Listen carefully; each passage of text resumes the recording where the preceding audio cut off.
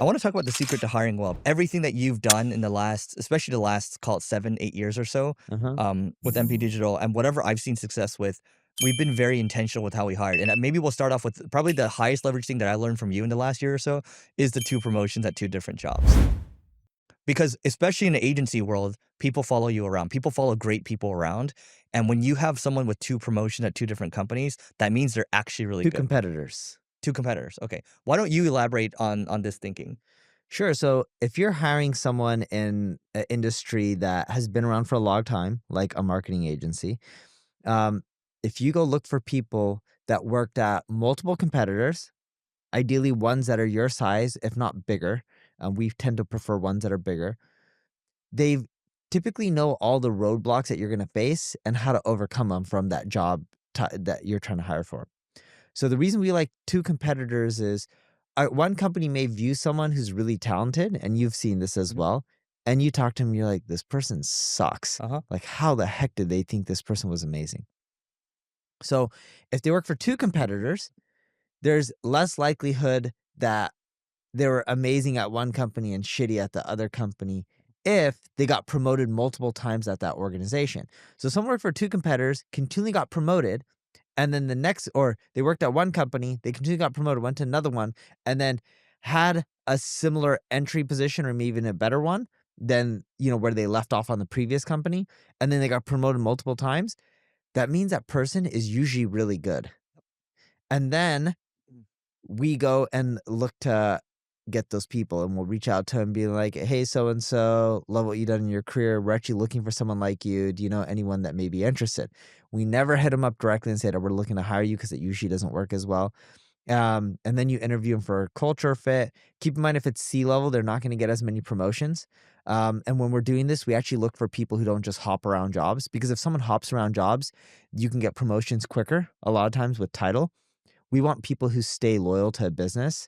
And of course, you want them to change jobs eventually. But if they keep getting promoted and they've been at businesses for like 5, 6, 7, 8 years, they're usually pretty good. C-level, you're looking for tenure for sure. C Yeah, level, we're definitely looking for tenure, but yeah, even for mid level, we're looking for tenure. yeah.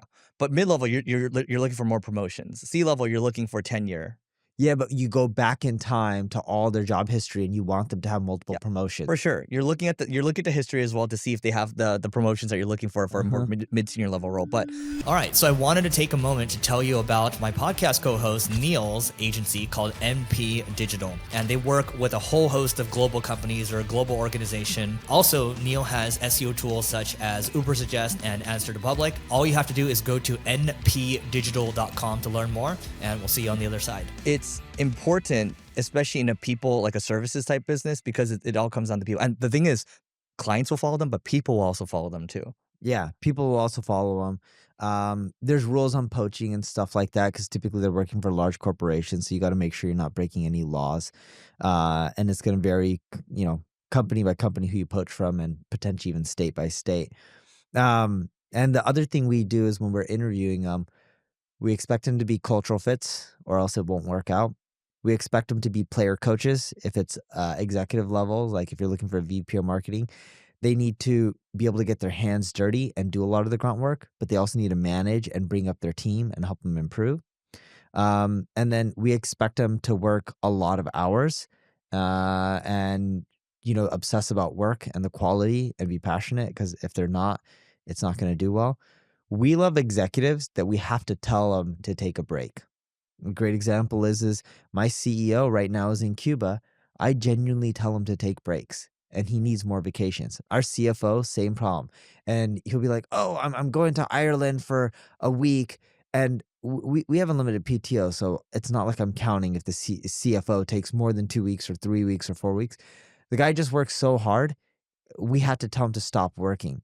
And I remember one time I was talking to him, and he was uh, at his daughter's, no joke, because it was during like business hours, at his daughter's swim meet for like a state championship.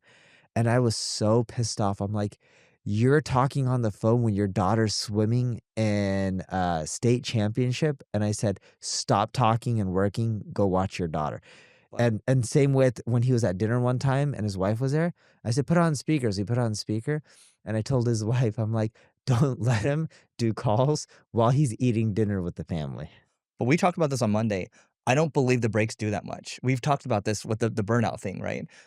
So with burnout, it's not because remember the boom guy was like, I gave everyone a week off and then everyone was still complaining.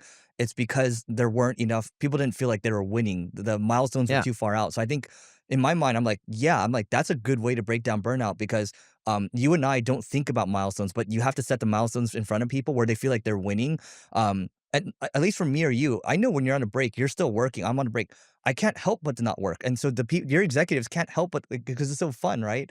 Yeah, but it So has nothing to do with burnout. It's more so people need to maintain relationships with their family and have a I balance. agree with you on that. That piece I agree with you, but I think the fallacy here is thinking that I'm not saying you're thinking this, but people that think going on vacations actually stops you Oh from no, it it doesn't do the anything. vacations won't save you.